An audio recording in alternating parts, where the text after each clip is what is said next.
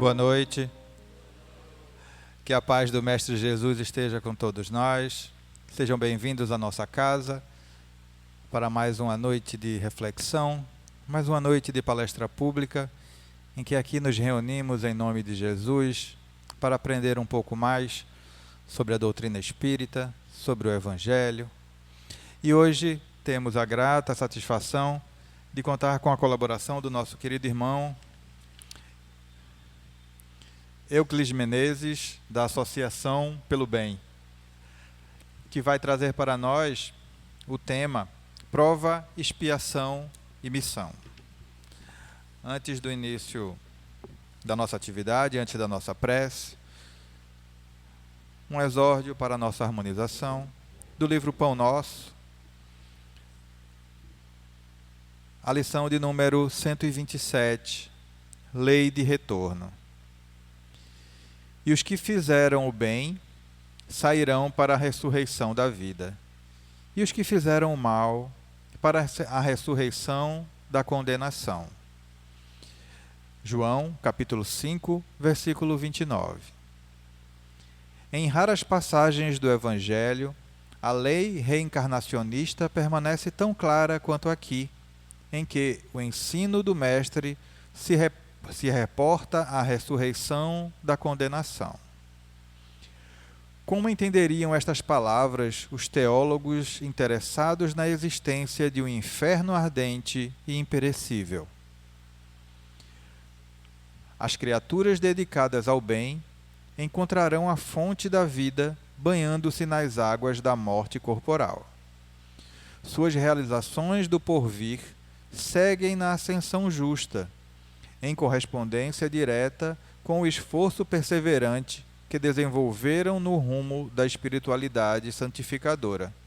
Todavia, os que se comprazem no mal cancelam as próprias possibilidades de ressurreição na luz. Cumpre-lhes repetição do curso expiatório. É a volta à lição ou ao remédio. Não lhes surge diferente alternativa. A lei de retorno, pois, está contida amplamente nessa síntese de Jesus. Ressurreição é ressurgimento, e o sentido de renovação não se compadece com a teoria das penas eternas. Nas sentenças sumárias e definitivas não há recurso salvador. Por intermédio da referência do Mestre, contudo, observamos que a providência divina é muito mais rica e magnânima que parece. Haverá ressurreição para todos, apenas com a diferença de que os bons tê-la-ão em vida nova e os maus em nova condenação, decorrente da criação reprovável deles mesmos. Que assim seja. Uma bela reflexão para a nossa noite de hoje. E agora vamos fazer a nossa prece para o início da nossa atividade principal. Vamos elevar o nosso pensamento ao alto.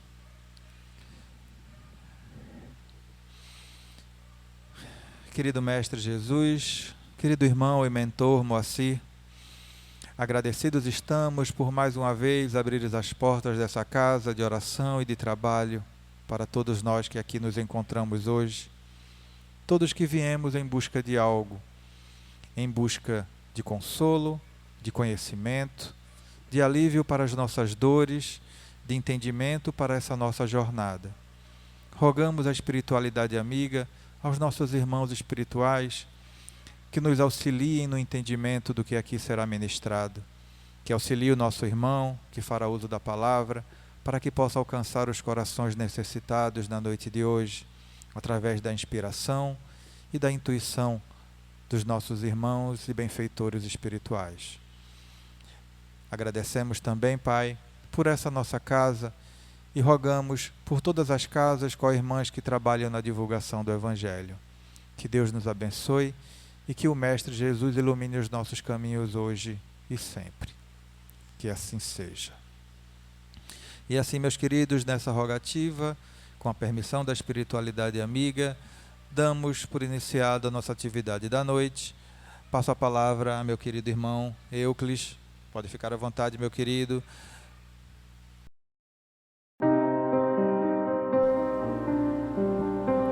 Meus irmãos, boa noite.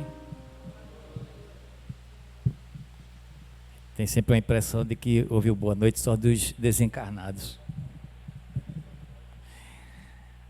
Mais uma vez agradecendo o convite dessa casa de oração de trabalho. E tenho certeza que vamos ter uma noite de aprendizado, de tranquilidade, de paz. Trazendo esse tema que muitas vezes nós repetimos como espírita, repetimos muito, né? Isso é uma aprovação. Fulano veio como missão. Cicrano está passando por uma expiação. E a gente não tem a clareza de que cada um desses fenômenos que acontece conosco, né? Através da bondade e da vontade de Deus, e nós não sabemos exatamente como essas coisas procedem e o porquê de cada um ter esse merecimento. E a gente vai falar um pouco sobre isso. Então, assim, eu coloquei para a gente ter uma ideia mais completa, por partes, a gente falar um pouco sobre a prova, o que seria uma prova, e a gente vai desenvolvendo ao longo do nosso estudo. Então prova é uma experiência, um teste e um desafio que tem como objetivo o aprendizado e evolução do espírito. Desafio, aprendizado e evolução. A expiação já é um pouco diferente. Olha, o sofrimento e a reparação de faltas e erros cometidos em vidas passadas, servindo como consequência e consequente melhoria moral. Então nós temos duas coisas bem distintas. Uma é o fato de a gente passar por sofrimentos, passar por dificuldades, e o outro, no caso da expiação, é uma reparação. Vir para a gente reparar algo que fizemos em vidas passadas. A gente vai falar alguns exemplos que vêm de livros que eu tenho certeza que a maioria daqui já leu, e vocês vão ter uma ideia mais concreta de cada uma desses fenômenos que faz parte da nossa vida e faz parte também do nosso desencarne. Mas também temos a missão que é uma incumbência, né?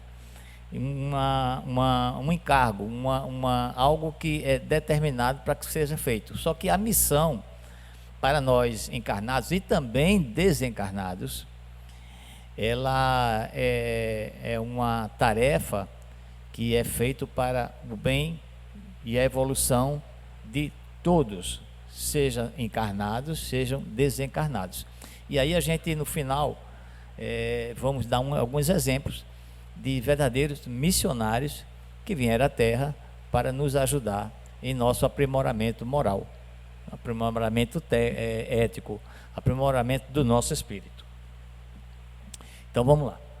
Em relação à prova, lá no Livro dos Espíritos, no capítulo 6, Kardec pergunta, está lá na pergunta 258, no estado errante, antes de nova experiência corpórea, o espírito tem consciência e previsão do que lhe vai acontecer durante a vida?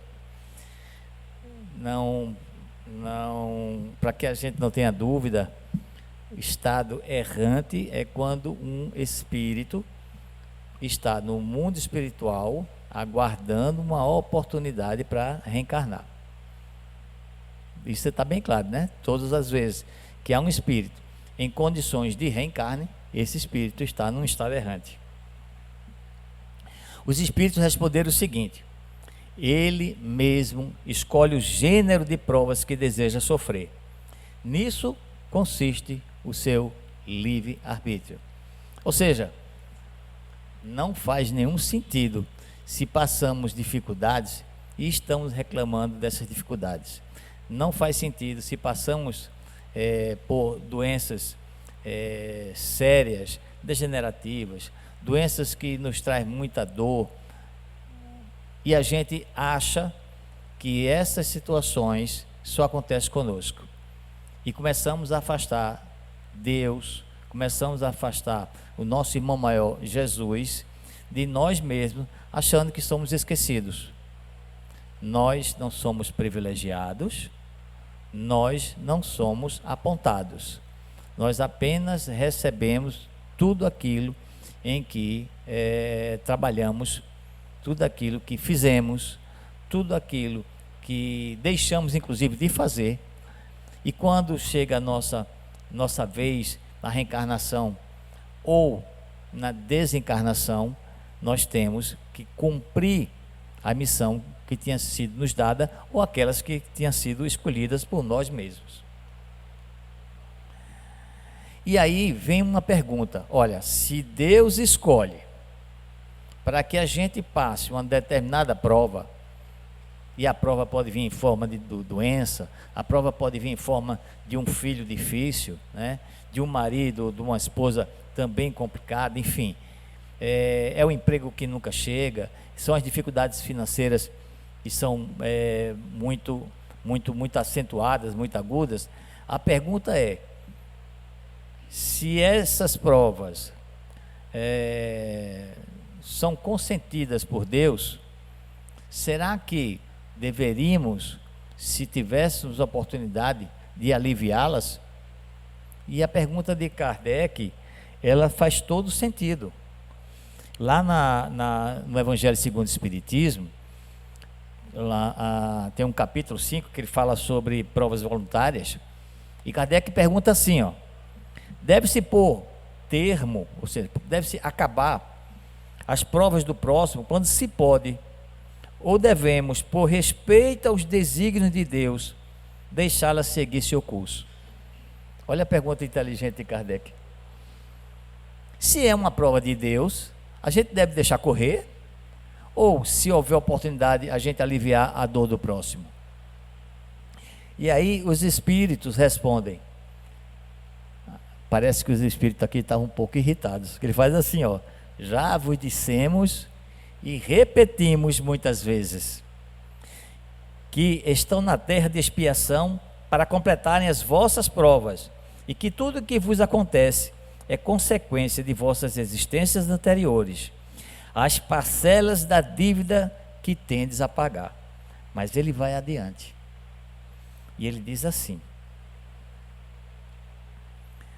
não digais, portanto, ao verdes um irmão ferido, é a justiça de Deus, é necessário que siga seu curso, mas dizer o contrário: vejamos que meios o nosso Pai misericordioso me concedeu para aliviar o sofrimento do meu irmão. Então, assim, não faz sentido se alguém está se afogando e a gente não vai lá ajudá-lo. Não, está se afogando porque deve ter sido merecido. Não faz sentido se alguém está passando por privações muito sérias, e se nós temos o recurso para minimizar essas provações, por que não fazê-lo?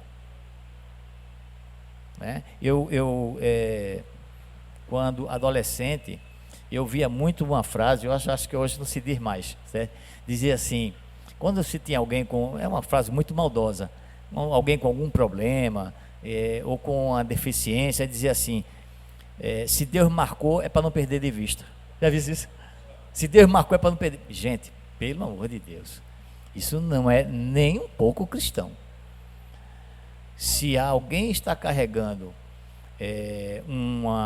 algo que seja pesado, que se alguém tem seu fardo, isso não necessariamente quer dizer que a gente não possa ajudar. Podemos e devemos ajudar. E aí isso leva a gente a uma outra reflexão. Mas ajudar como? Às vezes a pessoa precisa de uma ajuda material. Às vezes a pessoa precisa de uma ajuda médica e a gente não tem como ajudá-lo. Mas entendam que nem sempre a ajuda material é o que aquela pessoa precisa. E aí sabe o que é que acontece?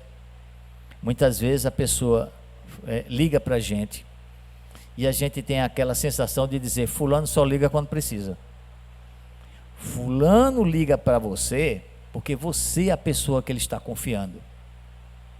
Fulano liga para você não é por acaso, é que os bons espíritos orientaram e disseram assim: quem sabe se você não pode ajudá-lo.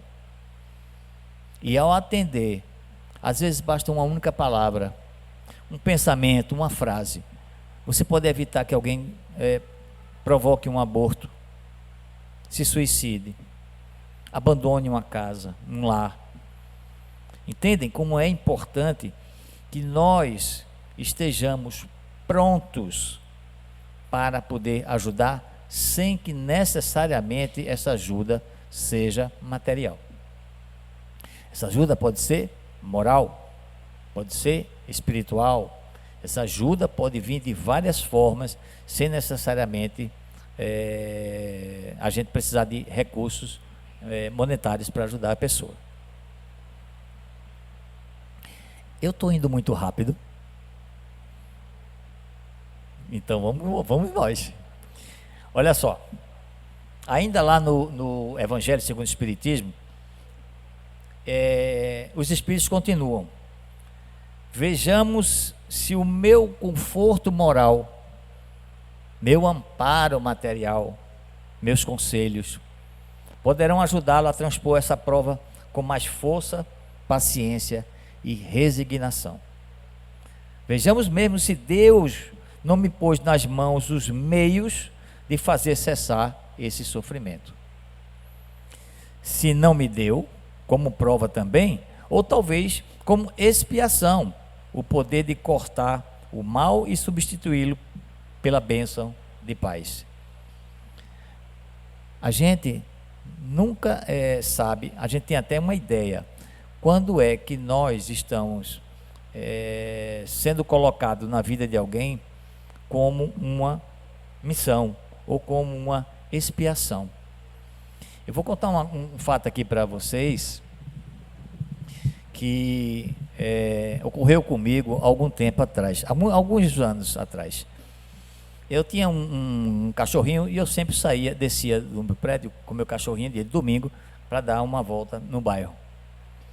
E de vez em quando eu encontrava uma senhorinha numa cadeira de roda sendo empurrada por uma outra pessoa que não era parente. E era impressionante, duas coisas me impressionavam muito nessa senhora. A primeira era que ela, coitada, o corpo todo era coberto de chagas, todo. E a segunda coisa que me impressionava é que todas as vezes que a gente se encontrava, ela estava sorrindo. E conversávamos um pouco, 3, 4, 5 minutos, e cada um seguia seu caminho. E todas as vezes que eu a encontrava, ela estava sempre com a mesma pessoa, até que eu descobri que aquela pessoa não tinha parentesco com ela. E aí a gente com o tempo foi descobrindo que essa pessoa apenas tinha uma boa vontade, ela adorava ajudá-la nos passeios do domingo. Aí vem a pergunta: será que isso não é uma missão? A pessoa ter essa coisa de ajudar, independente da pessoa que você está ajudando, e independente do que você vai ganhar em troca. E essa é muitas vezes a ideia que nos passa os grandes missionários, não é? Ou seja, fazem o seu trabalho de caridade e não importa em que condições ou que vai receber, a não ser os olhos, né, o olhar de Deus.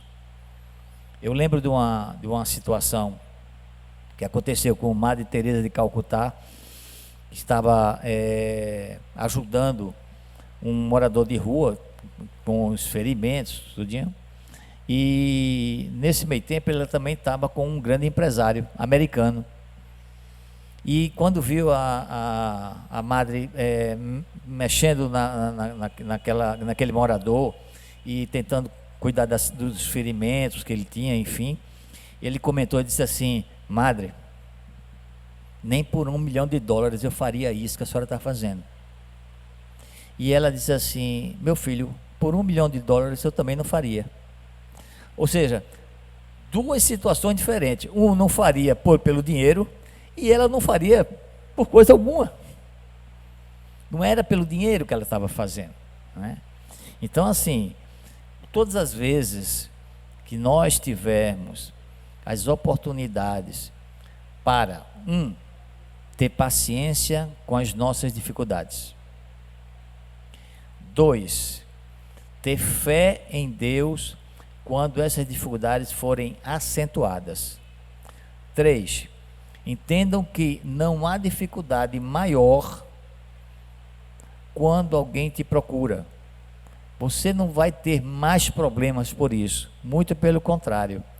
Tentem sempre um olhar cristão, pensar no Evangelho e entender o que aquela pessoa tem e fazer uma análise do que você tem de recursos, de ferramenta para poder ajudá-los.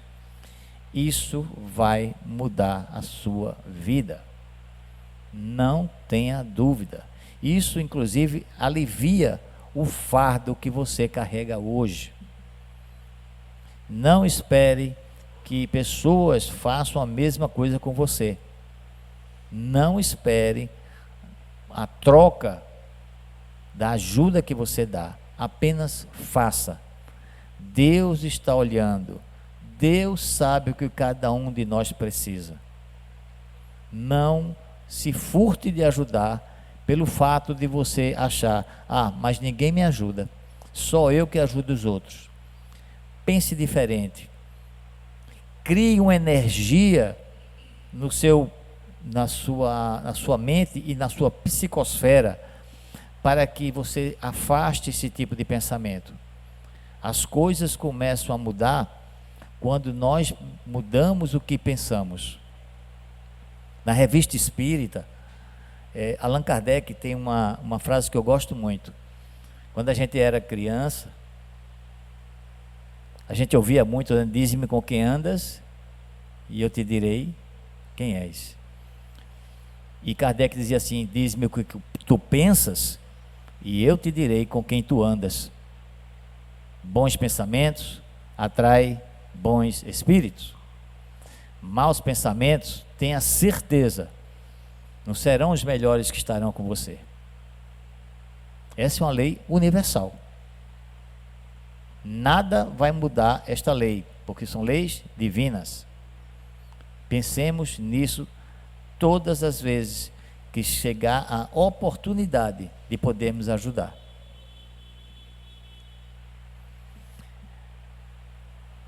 No livro O Céu e o Inferno, são várias histórias. Quem leu certamente deve se lembrar de algumas. Mas há uma que eu achei interessante trazer para cá, que o título é exatamente esse: Max, o Mendigo. E a história se deu na Baviera, por volta de 1850.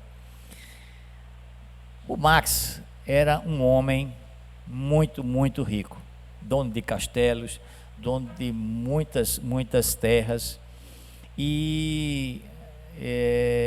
mas era uma pessoa que não tratava bem nem funcionários, nem as pessoas mais simples, mais pobres. E além disso, era um boêmio. Ele gostava de farras e sempre se juntava pessoas para estarem com ele, ou nos castelos, ou nos bares, enfim. E aí, um dia, como acontecerá com todos nós, o Max, ele desencarna. E ele fala que no desencarne dele foram muitas pessoas, que o funeral dele foi muito, muito, muito chique e com grandes carruagens, aquela coisa toda. Só que havia um detalhe: ninguém chorou a morte dele. E havia um outro que ele reclamava amargamente. Ninguém fez uma única oração pela alma dele. Muito pelo contrário, muitas daquelas pessoas que saíam com ele ficaram com raiva, porque agora não tinha mais ninguém quem financiasse aquelas farras, né, aquelas festas que ele fazia. Mas acontecia uma coisa bem interessante, é que naquela região, as crianças que conversavam com ele e que brincavam com ele, chamavam ele de Conde. Porque quando ele retornou à vida, ele retornou como um mendigo. E todos aqueles jeitos de uma pessoa nobre existia nele. Mas ele sorria. Ele não achava isso ruim. E o pessoal dizia, senhor Conde. Mas ele era muito pobre. E aí, sabe aquela pobreza, aquela mendicância meio disfarçada? Ele pegava umas bugigangas, uns almanaquezinhos, umas coisinhas, para ir de castelo em castelo vendendo aquela coisa toda. Mas aos 40 anos ele ficou paralítico e as dificuldades aumentaram. O fato é que em um certo momento, uma jovem que morava em um castelo que um dia tinha sido do Max, sonhou com ele. E ele se apresentou a essa mocinha, dizendo, olha, eu sei que você sempre teve muita curiosidade de saber quem eu fui. E explicou para ela o que ele foi em outra encarnação.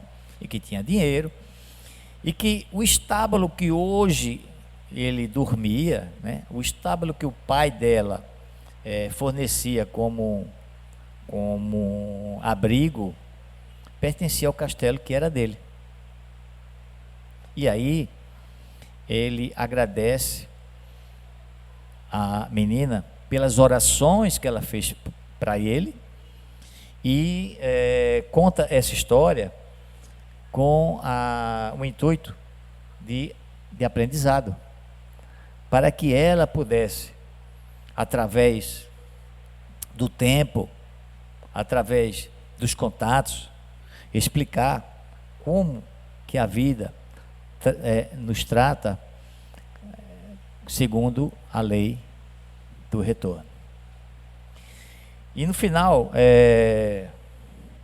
da história, né, o Max, espírito, agradece a moça e ele não aparece mais a ela, e fica a história registrada do Conde que teve a encarnação como mendigo.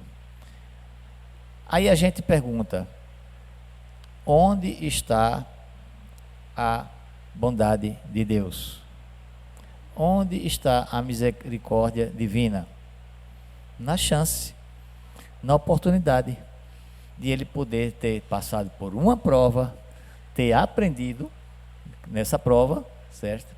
E que certamente em uma outra encarnação ele seria muito mais comedido, muito mais cauteloso, principalmente quando a prova envolve material, envolve dinheiro. Muitos espíritas brincam com a gente, né? Dizem assim, eu queria passar por essa prova de ser rico. É porque a gente já teve a nossa oportunidade. E esta oportunidade talvez não tenha sido tão bem aproveitada. Porque você pode até não ter sido uma pessoa bastarda e gastadora, vamos dizer assim.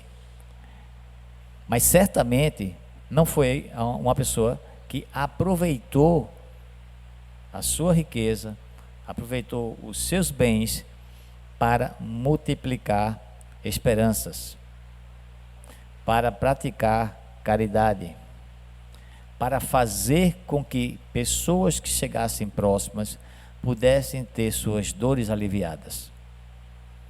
E essa é uma outra reflexão. Pensemos nisso. Nós não somos, vou colocar uma palavra aqui bem mais forte, não somos inocentes, Não somos coitados.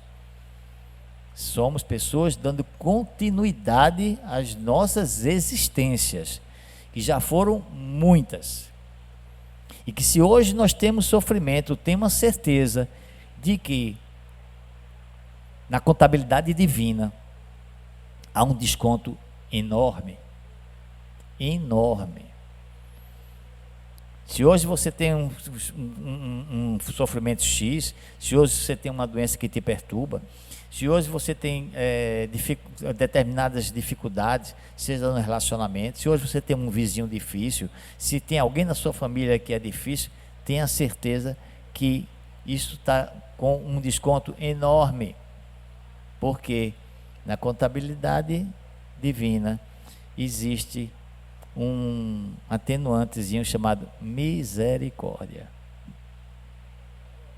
E aí precisamos contar com essa misericórdia e dizer para nós mesmos: eu preciso dar continuidade à minha vida do jeito que ela está e tentar minimizar as minhas dores sendo melhor, sendo uma pessoa melhor, aproveitando os momentos que eu possa fazer a caridade, aproveitando os momentos que eu possa ouvir, que eu possa dar uma palavra de incentivo, uma palavra de carinho, aproveitando o momento que eu possa sorrir. Estamos num momento único das nossas existências. Estamos na melhor família, estamos na melhor posição social, estamos no melhor do nosso corpo físico e da nossa mente. O que é que a gente quer mais? Mas o problema é que existe, Chico dizia assim, há 2 dias na sua vida que você não pode fazer nada. É o dia de ontem e o dia de amanhã. Portanto, a gente tem que aproveitar o dia de hoje para fazermos o melhor, sempre. E por que esse esforço todo para fazer o melhor sempre? Porque nós não sabemos o que vai acontecer daqui a 1 minuto, minha gente. E quando a gente desencarna, há uma sensação enorme de que a gente poderia ter feito mais. E para que a gente não tenha essa perturbação em nosso espírito, façamos o melhor agora. Eu tenho um colega espírita que ele dizia, eu dizia assim para ele: rapaz, não faz essa coisa, tu espírita para fazer isso aí. Ele disse: na próxima encarnação eu me conserto. Deixa para a próxima encarnação que aí eu me conserto. Eu disse: peraí. O que é que faz você achar que tu já não tivesse essa conversa comigo antes e continua errando? E aí você vai deixar para próximo, e é por isso que muitos espíritos, quando nós temos as doutrinações, né, as nossas conversas, eles acham que o sofrimento é eterno, porque fica naquele loop o tempo todo, e eles mesmos não querem sair. Às vezes não consegue sair pela mesmice, pelos pensamentos, aquela ideoplastia, ele não consegue sair daquele círculo e acha que é eterno. Não é. Deixa eu ir mais adiante aqui. Bom, e aí temos também algo também que acontece conosco, que são expiações. Não podia ser diferente, né? Nós estamos num planeta de provas e expiações. Existe um livro, eu acho que é um livro muito pouco conhecido, muito pouco lido, que é de Allan Kardec, chama-se Introdução Prática, Manifestações Espíritas. É neste livro que Kardec fala pela primeira vez sobre expiação. Esse livro foi lançado 1 ano depois do Livro dos Espíritos. E ele diz assim, a definição espírita de expiação encontra-se expressamente formatada na obra, nessa instrução prática sobre as manifestações espíritas, que foi uma publicação de Allan Kardec. em 1858. E aí, ele diz assim, ó: expiação, castigo com que os espíritos sofrem em punição pelas faltas cometidas durante a vida corporal. Eu só quero abrir aqui um parêntese, tá? Allan Kardec ainda estava em estudos. Esta expressão, tanto de castigo quanto de punição, é algo que na doutrina espírita a gente vai ver um pouco mais tarde, depois de outros livros lançados, que não faz jus ao pensamento da doutrina espírita. Vocês concordam? E por que que no Evangelho, por exemplo, a gente ouve muito isso? Porque houve uma punição de Deus, porque castigo. A maioria, eu não sei se a maioria, talvez seja exagero meu, mas uma parte enorme desses livros que foram escritos pelos espíritos, a maioria, muitos deles eram espíritos de corrente católica. E a palavra, como eles podiam se expressar. É Santo Agostinho, São Luís, Lacordaire, enfim, tem bispos e arcebispos, enfim, certo? Espírito amigo, que é a nossa querida Joana, que também foi religiosa. Essa é a expressão melhor para que aquelas pessoas leigas pudessem entender o sofrimento. Mas não é uma imposição por Deus para que a gente sofra e para que a gente seja punido. Na verdade, o sofrimento e a punição é algo criado pela nossa mente.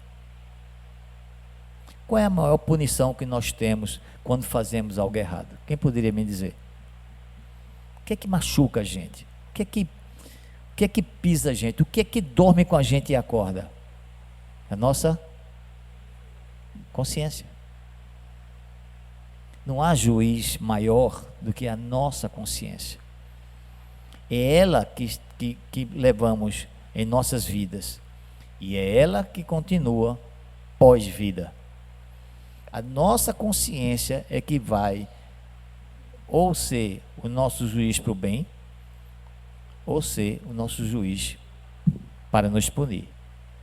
Portanto, quando a gente lê algo parecido com isso, né, de castigo e punição, coisas assim, entendam que não é exatamente o pensamento espírita, é apenas expressões para que a gente possa entender melhor o que acontece com relação aos nossos sofrimentos. Bom, e aí ele diz assim, a expiação como sofrimento moral ocorre no estado errante. Expiação como sofrimento moral. É quando a gente começa a fazer certas reflexões, é quando a gente está desencarnado. Então, não é errado a gente dizer que quando a gente está desencarnado, a gente continua aprendendo. Mas é porque quando a gente se despoja do nosso corpo físico, a nossa mente, ela se expande. E aí a gente consegue ter percepções que não tem quando nós estamos encarnados. E ele continua assim: como o sofrimento físico, ela ocorre no estado corporal. Físico, estado corporal. Mas quando estamos desmaterializados, quando estamos no estado de espírito, o sofrimento é todo espiritual. Existem espíritos que nos falam, né, da dor que eles sentem. Espíritos que falam, por exemplo, de sensações como frio, de sensações como se tivesse um espinho entrando na própria carne ou coisa desse tipo assim. E o que é que a gente percebe disso aí? É o seu estado mental, a sua consciência que está cobrando de maneira que ele possa entender, de maneira que ele possa entender materialmente determinados sofrimentos. Quando, em uma reflexão, eles começam a perceber, certo, que foi muito rebelde, que foi um espírito mau, que poderia ter tomado outros caminhos, essas dores começam a ser aliviadas. E aí vem um outro fenômeno, ele começa a enxergar pessoas que sempre estiveram perto deles e que ele nunca via. É a mãe, é a pessoa que cuidou, é um ente querido, muito amado, enfim. Né? E aí ele começa a ter as percepções e as dores começam a terminar. E é próprio livros, tanto o livro dos Espíritos como o Evangelho, são bem claros em dizer que o grande momento que nós temos em nossas vidas para nossas dores e os nossos sofrimentos serem aliviados ou extintos, o extinto chama-se arrependimento. Arrependimento. Arrependimento não é só eita, desculpe, foi mal. Não é isso. É um sentimento. É um sentimento de que você agiu errado e que você deve desculpas àquelas pessoas. Quando você se arrepende, você tem suas dores aliviadas. Há uma outra história. Quem aqui leu Missionários da Luz? Missionários da Luz. Missionários da Luz tem uma história muito interessante de um espírito chamado Anacleto. Anacleto. E a ideia era mais ou menos o seguinte: André Luiz fala que eles estavam num dos prédios, que é em prédio de reencarnação, do planejamento de reencarnação, e ele encontrou com esse espírito, que era a Anacleta, e ela estava muito feliz, porque ela ia reencarnar. Mas a história dela era muito impressionante. Ela, quando estava encarnada, ela era uma mulher rica, casada com um advogado, com uma diferença enorme em relação ao marido. O marido de Anacleta sempre aconselhava os filhos e sempre colocava os filhos no bom caminho. Repreendia quando se for necessário e tentava colocar os filhos com filosofias religiosas, enfim, para que os filhos fossem pessoas de bem. Ao contrário da mãe, ela achava que os filhos tinham que aproveitar a vida nas farras, nas baladas, e sem dar muita atenção às coisas que o pai falava. O resultado disso é que essas crianças foram crescendo, ficando cada vez mais rebeldes, se entregando aos excessos, né? Droga, noite mal dormida, bebidas, etc. E essa foi a razão de que esses meninos desencarnaram muito cedo. E aí, no mundo espiritual, qual era o papel de Anacleta? Reunir esses espíritos que estavam em regiões umbralinas, para que todos voltassem novamente e ela pudesse recomeçar a vida. Mas havia nesse retorno algumas condições. Primeiro, ela ia voltar pobre. Segundo, ia ser viúva muito cedo. E como se isso não bastasse, dos 4 filhos, 2, um era tetraplégico, o outro tinha doenças mentais, um terceiro paraplégico, e uma quarta era uma filha aparentemente normal fisicamente, mas com muitos problemas, enfim, mentais. E aí voltar nessas condições para que pudesse aproveitar uma nova chance, uma nova oportunidade com todas essas dificuldades. Aí a gente hoje vê pessoas com uma situação similar, né, ao caso de Anacleta. É óbvio que isso nos penaliza, toca o nosso coração, mas entendamos que essa situação é algo provocado lá atrás, e aí voltamos à mesma situação. E é por causa disso que a gente, se tiver a oportunidade de ajudar, não vamos ajudar? É claro que vamos ajudar. Essas pessoas precisam de ajuda, essas pessoas cometeram erros, estão tentando uma nova oportunidade, e nós somos os instrumentos que, se Deus colocar no nosso caminho, nós somos os instrumentos que podem ajudar essas criaturas. Então, assim, no caso da Anacleta, a gente vê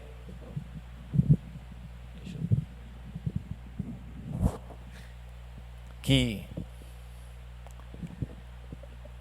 ela cumpre mais ou menos esse pensamento sobre expiação, né? A expiação pode ocorrer de várias maneiras, como nos enfrentar com alguém que nos prejudicou em vidas passadas, ou através de situações que nos fazem refletir sobre nossos atos e buscar o nosso próprio equilíbrio. E também, ele fala, a expiação é um processo natural do nosso desenvolvimento espiritual. E não deve ser vista como uma punição, mas sim como uma oportunidade de crescimento e evolução. E aí vem uma outra pergunta que Allan Kardec faz sobre essa questão do sofrimento. A primeira coisa é o seguinte, né? É permitido poupar ao homem alguns instantes de agonia, abreviando o fim? É algo bastante discutido no mundo todo, né? Como a eutanásia, por exemplo. Então a pessoa está ali em grande sofrimento e pede para desligar os aparelhos. Antes de vir para aqui, hoje pela manhã, eu estava lendo um pouco da biografia de Irmã Dulce, e eu descobri algo bastante interessante. Uma enfermeira que é viva, certo? Disse que houve um momento que Irmã Dulce estava sentindo tantas dores no hospital, que ela pediu para que a enfermeira tirasse todos os aparelhos. E a enfermeira, aos prantos, dizia: irmã, eu não vou fazer isso. E a irmã dizia assim: me traga o documento que precisa, que eu assino. Traga o documento e a caneta que eu assino. E a enfermeira continua dizendo: minha irmã, eu não posso fazer isso. Ou seja, se é permitido a gente abreviar a agonia de alguém, os espíritos respondem assim, ó, que também foi uma pergunta de Allan Kardec. Um homem agoniza, presa de cruéis sofrimentos. Irmã Dulce tinha problema no pulmão, tinha escoliose e problema no esôfago, tinha muitos problemas. Para vocês terem uma ideia, ela passou 30 anos sentada numa cadeira, porque ela tinha dificuldade de deitar, senão ela morria asfixiada. Aliás, abrindo um parênteses, Divaldo conta uma história de que, fazendo uma visita à Irmã Dulce, ela sentada ali naquela cadeira, muito curva, e ela disse assim: irmã, eu vou conseguir uma cama hospitalar, para que a senhora possa ter um sono mais tranquilo, né? Possa se deitar, mas não nessa cadeira. Aí ela disse: não, Divaldo, faça isso não, porque por causa dessa cadeira eu já consegui mais de 50 camas hospitalares. Isso é que é missão, não é? Isso é que é dedicação. Então, 30 anos sentado numa cadeira, e chega a um ponto que a pessoa realmente quer desistir da vida. Foi o caso dessa situação.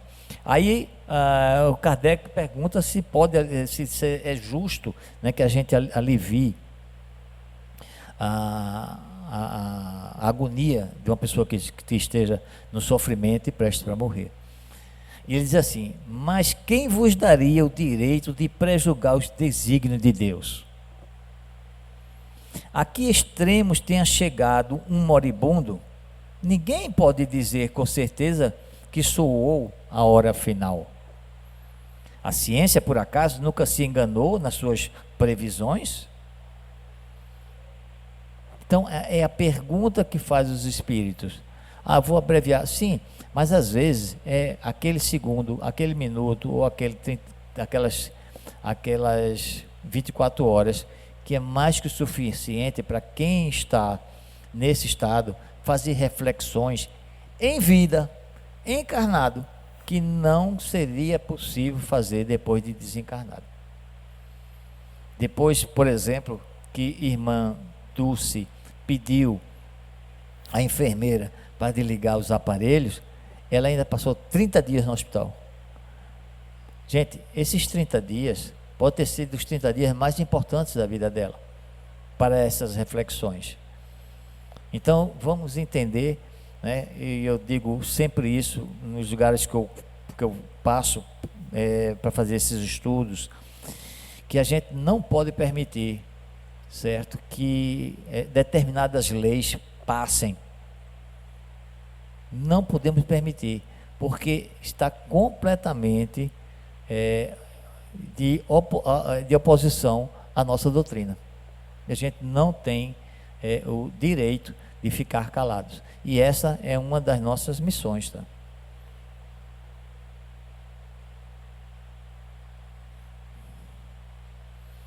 Bom, finalmente a questão da missão. É um encargo, uma tarefa, ou um propósito que cada espírito tem na vida. Todas as missões são importantes, pois contribuem para um plano divino e o progresso geral. E é lógico que a gente conhece muitos missionários que passaram aqui na Terra, né? Quem já nunca ouviu falar de Dr. Bezerra de Menezes? Conta-se que Dr. Bezerra de Menezes é um espírito que já estava em condições de ir para um outro plano. E por pedido dele, ele continuou no plano terrestre, no plano espiritual, mas terrestre, próximo a uma crosta, para continuar nos ajudando, nos orientando, enfim. Divaldo Franco, né? E mais interessante, olha, a irmã Dulce também, mais interessante que todos eles, né, Gandhi, todos eles tiveram grandes sacrifícios, sofrimentos. Nenhum desses missionários teve vida fácil, tá? São Francisco de Assis, Madre Teresa, nenhum deles teve vida fácil. E aí temos nosso mestre Jesus. E qual seria a missão de Jesus?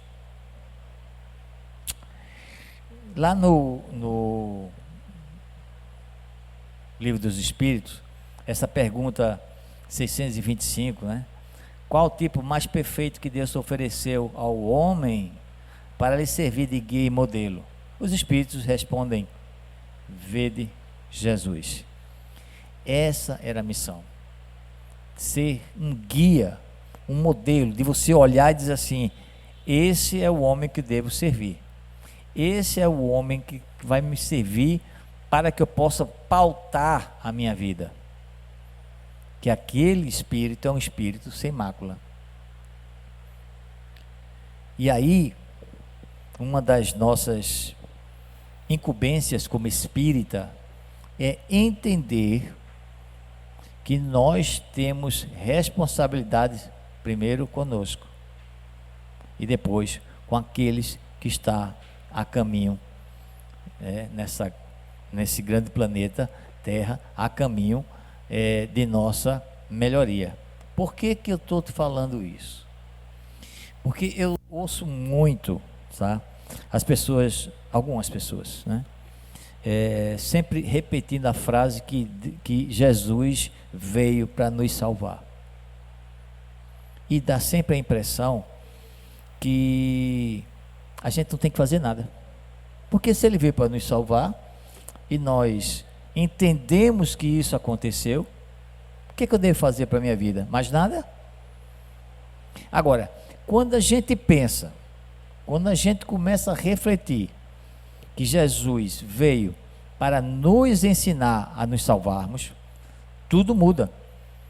Porque a gente sabe que tudo vai depender do nosso esforço, vai depender das nossas escolhas, vai depender do caminho que a gente quer trilhar. Portanto, façamos por nós, para que nós possamos fazer pelo nosso semelhante.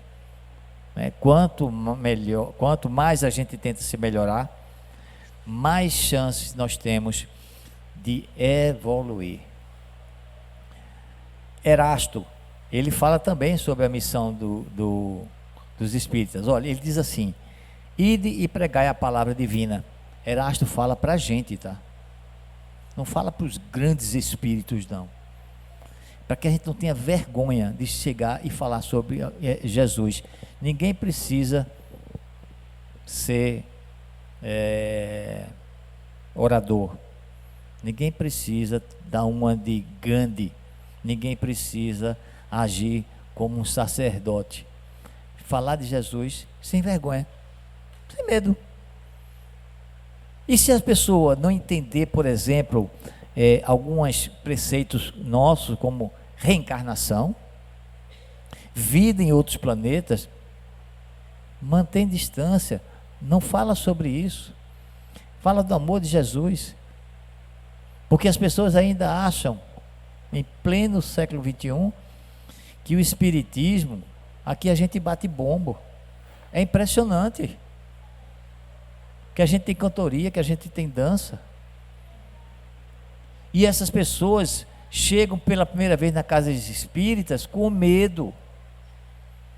Eu tenho uma amiga que disse que da primeira vez que foi à casa espírita, que colocaram ela para sentar e dar um passe, ela fechou os olhos, porque ela não queria nem saber o que estava acontecendo.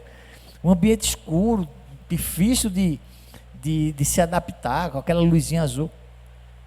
Isso por quê? Porque falamos pouco, porque somos tímidos. E a gente precisa falar de Jesus, precisamos falar de Deus de maneira coerente. A gente não precisa se furtar de falar de milagres, porque a gente entende quais são os fenômenos do qual acontece e que outros chamam de milagre. Façamos isso, vamos pregar a palavra de Jesus, certo? Porque cada semente que a gente plantar, Deus sabe quantas árvores podem surgir, quantos frutos e quantas sementes terão nesses frutos. Façamos o que diz Erasto: ide e pregai a palavra divina. E ele diz assim: é chegada a hora em que deveis sacrificar a sua propagação, os vossos hábitos. É o hábito tem um jogo de futebol, ou tem a novela, não deixem de vir à casa espírita. É preciso reforçar essa nossa irmandade. É preciso ouvir. Mesmo que a palestra seja o mesmo tema, você sempre vai ouvir algo que você desperta. Poxa, eu não tinha visto por esse... É como aquele filme que você assiste mais de uma vez e tem cena que você diz assim: pô, isso aqui eu não tinha visto não. Ou começa a entender o livro quando você lê pela segunda vez e diz assim: poxa, agora está mais claro. Sabe por que está mais claro? Porque você passou por experiências e que quando leia o livro novamente você vai entender pela experiência que você passou. Uma coisa é você ler algo quando você não é mãe ou pai.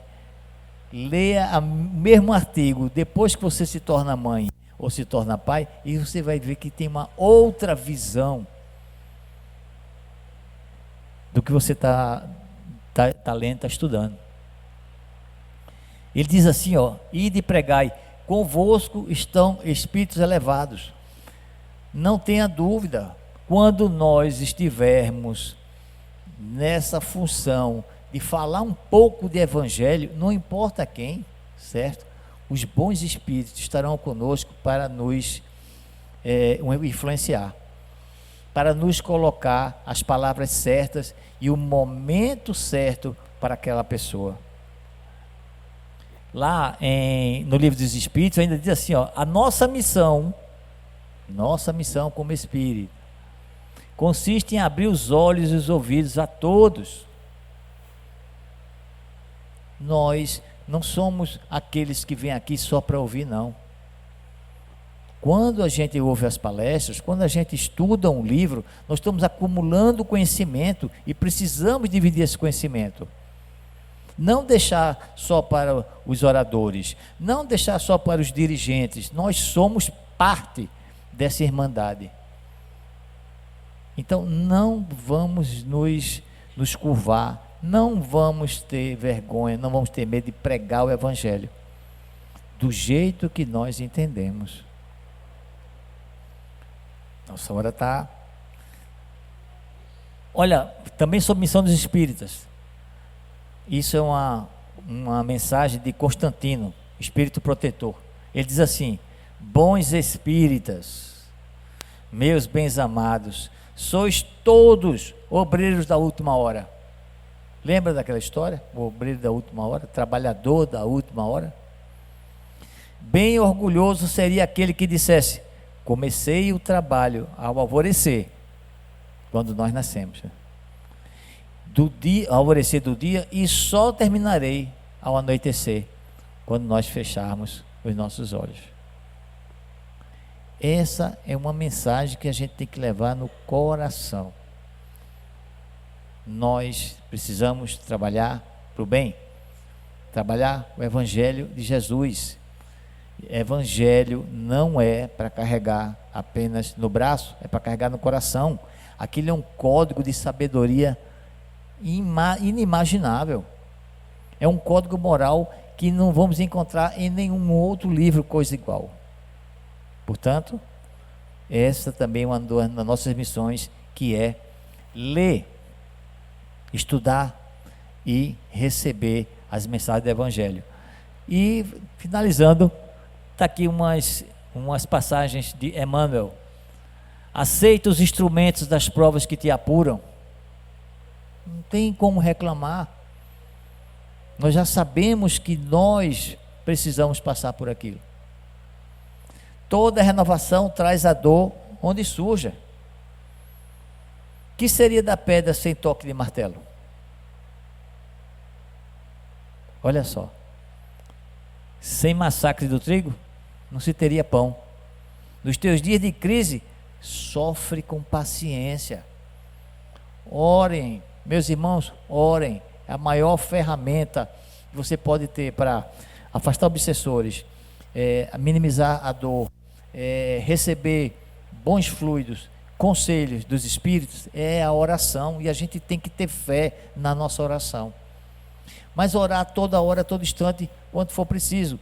Não estou dizendo que a gente precisa estar o tempo todo como se fosse um monge lá no alto da colina e só faz orar. Não. É ter as oportunidades num livramento, em uma situação difícil. Faz uma oração curta, mas agradeça. É importante essa conexão nossa.